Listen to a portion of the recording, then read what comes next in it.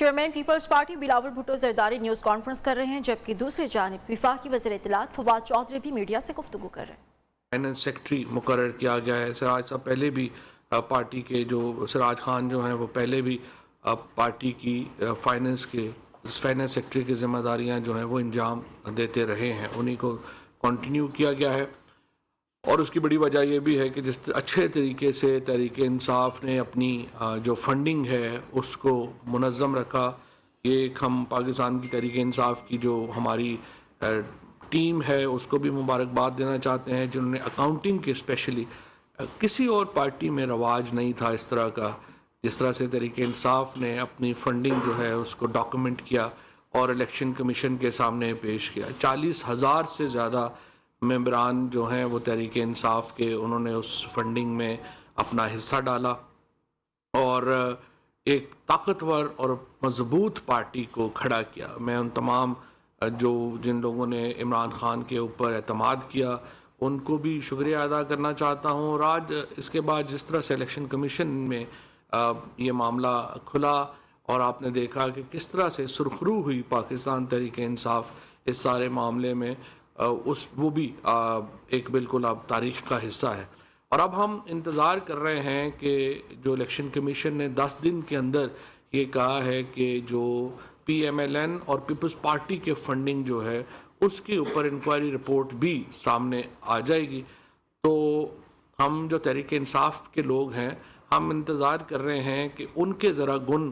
کھل جائے، پتہ چل جائے کہ یہ لوگ جو فنڈنگ کرتے رہے، نون لیگ والے اور پیپلز پارٹی والے، وہ فنڈنگ کر کیا رہے تھے۔ آج میں نے خاندان شریفیہ اور زرداریہ کے جو سپوت ہیں ان کی پریس کانفرنسز بھی سنا ہے کہ تھیں۔ بڑی بدقسمتی ہے، اچھا ہے پاکستان میں ان کو پتہ نہیں ہے کہ ان کے خاندانوں کی حکومت اس ملک میں کب کی ختم ہو چکی ہے، اور مستقبل جو ہے وہ اب ان کی پارٹی میں بھی نئے لوگوں کا ہے۔ ان لوگوں کا بھی مستقبل نہیں ہے جو ہاتھ باندھ کے مریم کے دروازے کے باہر کھڑے ہوتے ہیں، اور میں حیران ہوتا ہوں کہ کیسے کیسے لوگ جو ہیں جو مسلم لیگی کہلواتے ہیں، میں حیران ہوتا ہوں کہ کیسے کیسے لوگ جو ہیں جو مسلم لیگی کہلواتے ہیں وہ کس قدر بے عزت کروا رہے ہیں۔ اور میرا تو خیال ہے کہ الیکشن کمیشن کو آج خود نوٹس لینا چاہیے اور مسلم لیگ کو کہنا چاہیے کہ اپنا نام بدل لیں، نواز لیگ سیدھا نام رکھ لیں، کیونکہ مسلم لیگ کا ایک تعلق بہرحال قائد اعظم محمد علی جناح سے جڑتا ہے، اور یہ جو پارٹی ہے یہ کچھ بھی ہو سکتی ہے، یہ اس کا مسلم لیگ سے کوئی تعلق نہیں لگتا، کیونکہ یہ تو ایک خاندان شریفیہ کی پارٹی ہے، اور دوسری جو پیپلز پارٹی جو ظاہر ہے ذوالفقار علی بھٹو جیسی شخصیت سے بھی ان کا نام جڑنا بھی مناسب نہیں لگتا۔ تو دونوں پارٹیوں کو چاہیے کہ اپنا نام جو ہے وہ زرداریہ پارٹی اور شریفیہ پارٹی رکھ لیں تاکہ لوگوں کو پہچاننے میں آسانی ہو، اور اپنے بچوں سے پریس کانفرنسیں کرواتے رہا کریں، خود ہی جو ہے وہ سنا کریں۔ ایک کہہ رہا ہے کہ ہم تحریک شروع کر رہے ہیں، دوسرا کہہ رہا ہے جی آپ استعفیٰ دے دیں، جیسے جو ہے ان کی ملک میں جو ہے کہیں کوئی حکومت ہے۔ بہرحال بچے ہیں، وقت کے ساتھ ان کو بھی پتہ چل جائے گا سیاست کیا ہوتی ہے۔ آگے چلتے ہیں، عمر میں بچے نہیں ہیں ویسے، لیکن بہرحال عقل میں بھی بچے جو ہیں وہ ہوتے ہیں،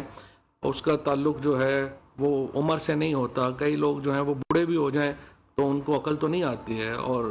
آپ نانا دادی بن جائیں تو بھی عقل ضروری تو نہیں کہ آپ میں آ جائے، اور یہ ان کی پریس کانفرنسز جب آپ سنتے ہیں تو آپ کو پتہ چل جاتا ہے کہ ان میں جو ہے وہ عقل نہیں ہے۔ بہرحال اب ہم یہ دیکھ رہے ہیں کہ پاکستان میں یہ جو شریفیہ اور زرداریہ خاندان کا جو ایک بدقسمت سے عروج آیا اور اس کے ساتھ جو کرپشن کا عروج آیا وہ اب ختم ہو گیا، اور اب پاکستان ایک اصل راستے کے اوپر ہے عمران خان کی قیادت میں۔ ابھی بھی آپ نے دیکھا جو بھی ٹرانسپیرنسی انٹرنیشنل کی جب رپورٹ آئی تو اس میں پہلی بار پاکستان میں کرپشن انڈیکس جو ہے، جو سیاسی انڈیکس ہے، وہ تو اب تو پاکستان کے میڈیا میں ذکر بھی نہیں ہوتا کہ کرپشن کا، اور اس کی بڑی وجہ یہی ہے کہ جو عمران خان نے ایک کلین گورنمنٹ یہاں پہ دی جو پاکستان میں انہرڈ آف تھی۔ سوچ ہی کوئی نہیں سکتا تھا کہ ٹاپ لیول کے اوپر کبھی آپ کی ایسی حکومت آئے گی جو سکینڈل فری ہوگی، اور آج اس کے اوپر جو ہے وہ بات نہیں ہوتی۔ لہٰذا ہم مہنگائی وغیرہ جو ایشوز ہیں جس کے اوپر بات ہونی بھی چاہیے اس کے اوپر جو ہے وہ بات ہوتی ہے۔ بہرحال اب ہمیں انتظار ہے پی ایم ایل این اور پیپلز پارٹی کی الیکشن کی فنڈنگ کا، اور ہم سمجھتے ہیں کہ وہ سامنے آئے تاکہ لوگوں کو ایک دفعہ پھر یہ بات کی یاد دہانی کرائی جا سکے کہ کس طرح سے جو 27 کروڑ روپے کی مشکوک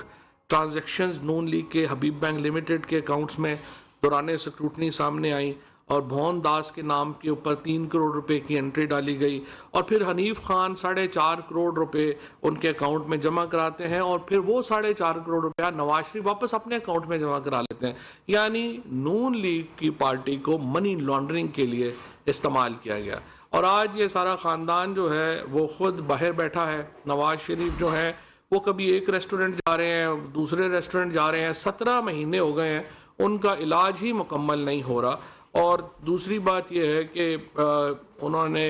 یہ پھر تسلیم کیا کہ جو آڈیو ٹیپس ہیں جس میں وہ میڈیا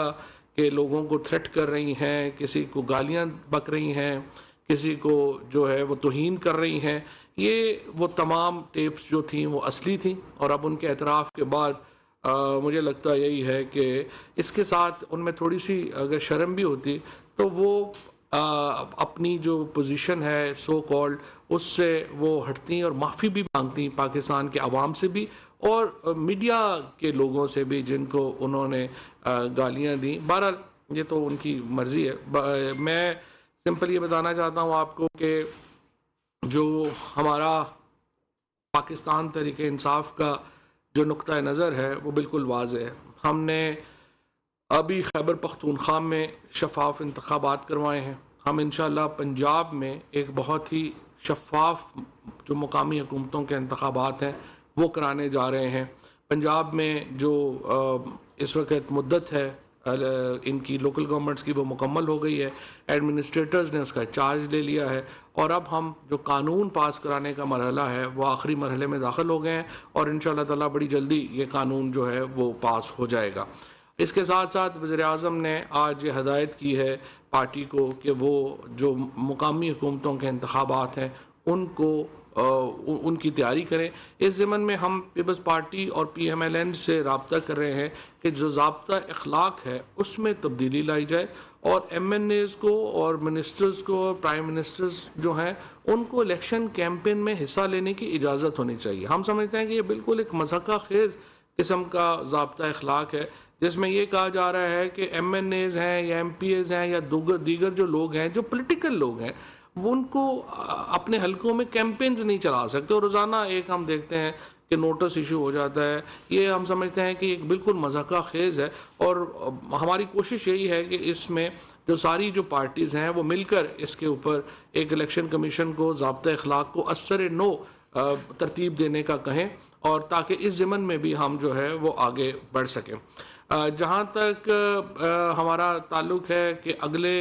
اس پارٹی کا جو اگلا لائے عمل ہے وہ کیا ہوگا، ہم نے مہنگائی کے لیے ایک پورا جامع جو ہے مہنگائی کے توڑ کے لیے ایک پورا جامع جو ہے وہ آج تیار کیا ہے منصوبہ، وہ ہم سامنے لے کے آ رہے ہیں۔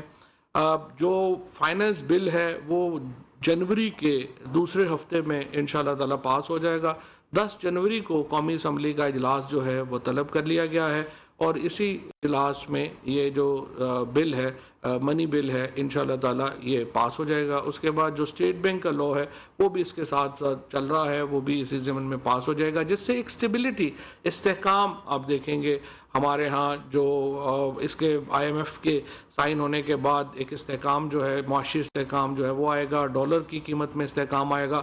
اور پاکستان کی جو اس وقت ایک معاشی صورتحال ہے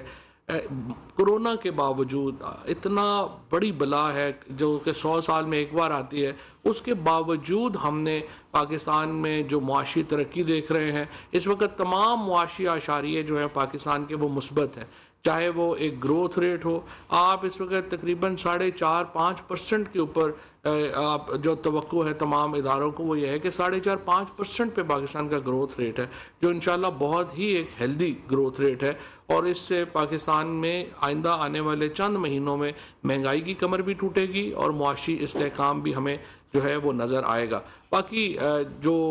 کچھ لوگوں کی جو امیدیں تھیں وہ روز بروز ٹوٹ رہی ہیں، اور انشاءاللہ یہ جو ڈسپریشن ہے یہ آپ کو نظر آتی رہے گی۔ حکومت اور نہ صرف سیاسی طور کے اوپر مستحکم ہے، ملک معاشی طور کے اوپر بھی مستحکم ہے، اور یہی سلسلہ آگے تک چلے گا، اور انشاءاللہ تعالی ابھی مقامی حکومتوں کے انتخابات کی تیاری کا وقت ہے، اور آج کا پیغام پرائم منسٹر صاحب کا یہی ہے پی ٹی آئی کے کارکنوں کے نام کہ آپ مقامی حکومتوں کے پنجاب میں الیکشنز کی تیاری کریں۔ آباد شبیر سر، دو مختصر سی چیزیں کیونکہ مریم اور بلاول کی پریس کانفرنس کے حوالے سے سر، مریم نے کہا کہ نواز شریف کی جان کو خطرہ تھا نیب کی وجہ سے، اس خطرے کا تھوڑا سا ذکر کر دیں، کیا خطرہ تھا؟ اور بلاول نے کہا کہ آپ میرے کارکن جو ہے وہ انتظار نہیں کر سکتے، تو اس لیے ہم نے فیصلہ کیا ہے کہ ہم سڑکوں پر آئیں۔ تو یہ کون سے کارکنان ہیں سر، یہ کون سے؟ پہلی بات تو یہ ہے کہ میرا خیال ہے کہ چونکہ نواز شریف صاحب کی جان پیسوں میں ہے اور نیب جو تھی وہ پیسے وصول کرنا چاہتی تھی، تو یہ وہ طوطا ہے جس میں شریف فیملی کی جان ہے، تو مجھے لگتا ہے کہ مریم ان پیسوں کی طرف اشارہ کر رہی تھیں جو کہ نیب وصول کرنا چاہتا ہے، لیکن یہ پیسے پاکستان کے لوگوں کے ہیں، اور ظاہر ہے کہ نواز شریف فیملی کو یہ پیسے واپس کرنے ہوں گے۔ اچھا سر، مجھ سے دو سوالات ہیں۔ مریم نواز نے آج کہا ہے کہ ویڈیو میری آڈیو لیک ہوئی، جو ریکارڈنگ کی گئی ہے مجھ سے معافی مانگی جائے۔ ایک تو یہ سوال ہے، دوسرا سر آپ نے نوٹسز کی بات کی، لوگوں کو قیمت ادا کرنا پڑتی ہے الیکشن کے دنوں میں جب کوئی حکومتی منصوبے اور نوٹسز جاری ہوتے ہیں، کیا آپ قانون سازی آئین سازی کے لیے تیار ہیں؟ آپ بھی کوئی اقدام اٹھائیں گے یا انتظار کریں گے اپوزیشن کا؟ جو آپ کا پہلا سوال تھا، پہلا سوال کیا تھا؟ مریم معافی تو مریم نواز کو مانگنی چاہیے نا، جنہوں نے ان صحافیوں کو گالیاں نکالی، جنہوں نے میڈیا کو گالیاں نکالی، اور میں سمجھتا ہوں صحافتی تنظیموں نے جو کہا ہے کہ وہ ان سے معافی مانگے، ان کا مطالبہ درست ہے، اور خصوصاً سی پی این ای نے جو مطالبہ کیا ہے اس کے اوپر یقیناً ان کو، پی ایم ایل این کو ایز اے پارٹی بھی معافی مانگنی چاہیے۔ پرویز رشید صاحب بڑے سینئر سیاستدان ہیں، ان کی طرف سے ایک میرا خیال ہے معافی نامہ آ جائے تو کوئی حرج نہیں ہے۔ دوسری بات یہ ہے کہ جو آپ نے بات کی ہے نوٹسز کی، یہ ایکچولی لا نہیں ہے، یہ ریگولیشن ہے جو کہ الیکشن کمیشن کی ایک نے بنایا ہے، اور الیکشن کمیشن نے بھی تمام جماعتوں سے مشورہ کر کے بنایا ہے، ٹو بی فیئر ود۔ تو الیکشن کمیشن کو ہم یہ سمجھتے ہیں کہ ساری سیاسی جماعتیں ہی چونکہ اس پہ مطمئن نہیں ہیں، تو ساری سیاسی جماعتوں کو مل کے ہی الیکشن کمیشن سے درخواست کرنی چاہیے کہ وہ یہ قانون اور یہ نوٹیفیکیشن جو ہے اس کو چینج کرے۔ سر ایک تو یہ بتائیے کہ پنجاب میں آپ نے کہا کہ انتخابات کی تیاری کا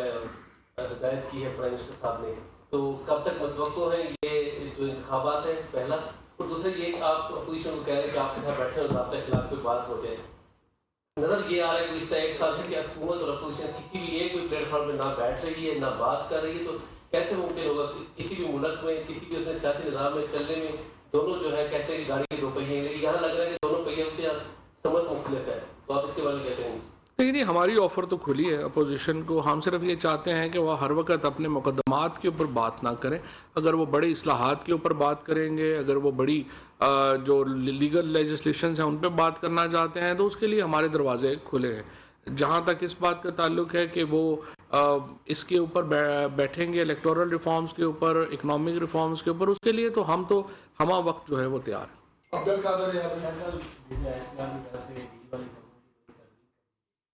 بار بار تاثر کیوں جنم ہوتا ہے، وہ دوسری پارٹی کہہ رہی ہے کہ ہمیں چاہیے ہی نہیں، تو یہ بیچ والی باتیں کہاں جاتی ہیں، اور جو اس کی کوششن نہیں ہے کرتے ان کے لیے کیا؟ دیکھیے یہ پاکستان میں ایکچولی کل بھی میں سمجھتا ہوں جنرل افتخار